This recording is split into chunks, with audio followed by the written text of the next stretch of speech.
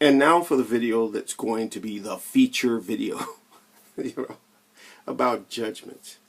You know, life is full of judgments. We all make judgments about things, and I need to keep a track of time because time moves by rather quickly.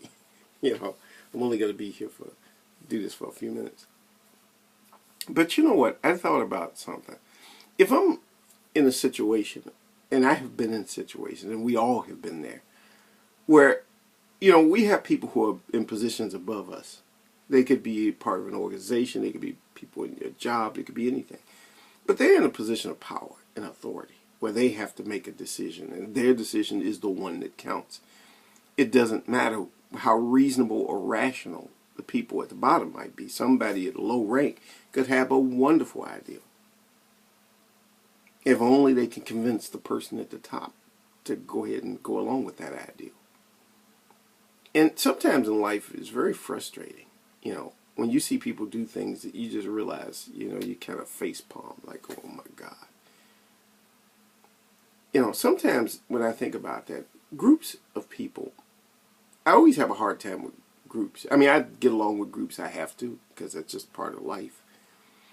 But I find that when I do things in my own little solitary way of doing it, I can do a lot more. I can get a lot more things done. Or at least it seems that way. Maybe it's not true. Maybe I really can't do a lot by myself. But it seems like I can be far more effective by myself than when I'm in a group. Because, you know, and yeah, I'm going to say this. This is part of what I said before about being biased. Yes, I'm kind of biased. I think I'm good at what I do.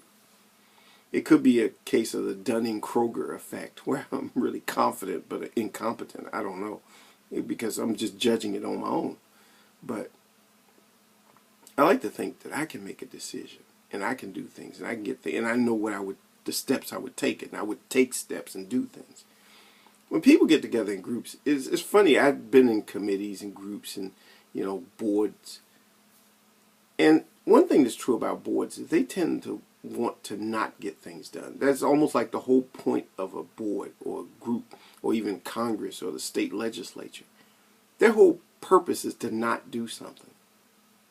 I mean, but sometimes they're forced to do something. But basically all they want to do is basically glorify themselves, collect a big paycheck, and, you know, give speeches when they retire. They get on a speech making circuit and make, you know, $20,000-$30,000 per speech or something. You know, their interest is about that. And they don't really want to change things.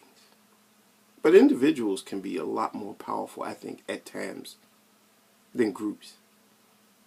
You know, that's why I work on trying to develop skills and learn how to do things. I'm always into this learning things. But my main point is that sometimes an individual can get more things done than a group. It's just a thought. That's all. Just an opinion I have.